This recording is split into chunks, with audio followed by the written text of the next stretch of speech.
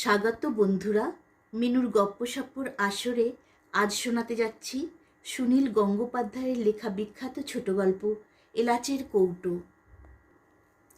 Cycle rickshaw নিয়ে বাড়ি থেকে খানিকটা এগোবার পরেই রত্নার মনে পড়ল একটা জিনিস নেওয়া হয়নি। সে ব্যস্ত হয়ে বলে উঠল, এই এই একটু থামো তো ভাই, একবার ফিরে যেতে হবে। রিক্সা চালক অপ্রসন্নভাবে মুখ ফিরিয়ে তাকালো। এই সময় দুদিক থেকে দুটো ট্রেন আসে, অনেক যাত্রী, তাই রিক্সাওয়ালাদের পোয়াবারো। কলকাতার ট্যাক্সি ড্রাইভারদের মতন রুক্ষ হয়ে ওঠে। কি যেন নিজের মনে গজগজ করতে করতে রিক্সাটা ফেরালো। সদর দরজা খুলিয়ে যেতে হলো দোতলায়। নিজের ঘরের টেবিলের ওপর রাখা আছে কৌটোটা। সেটা তাড়াতাড়ি ব্যাগে ভরে নিয়ে ফিরে যেতেই টান পড়ল আঁচলে। টেবিলের কোণায় যে জলটা উঠে আসে সেখানে আটকেছে। আঁচলটা ছাড়াতে গিয়ে শরীরটা কেঁপে উঠল রত্নার। আসল জিনিসটাই তো সে ভুলে গেছে, তার আইডেন্টিটি কার্ড। এটা না থাকলে তো সে ঢুকতেই পারতো না। আঁচলটা আটকালো বলেই তো মনে পড়ল। এটা যেন অলৌকিক ব্যাপার। ঠিক কেউ যেন তার আঁচল ধরে টেনে মনে করিয়ে দিল, ঠিক যেন ব্যাখ্যা করা যায় না। রিক্সা চালক বলল, অনেক টাইম লেগে গেল দিদি, 1 টাকা বেশি লাগবে। তর্ক করতে ইচ্ছে করল না রত্নার। দেবে সে 1 টাকা, কিন্তু কথা খরচ করবে না।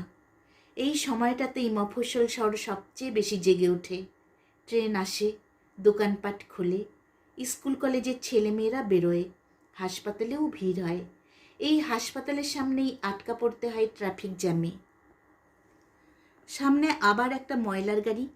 রত্না কয়েক দানা এলাচ মুখে দিল। জেলখানার গেটে পৌঁছতে বেজে গেল 10:30। অবশ্য স্কুলে যাওয়ার মতন সময়ের অত কড়াকড়ি নেই। 1 মাস ধরে স্কুলে যেতে হচ্ছে না রত্নাকে।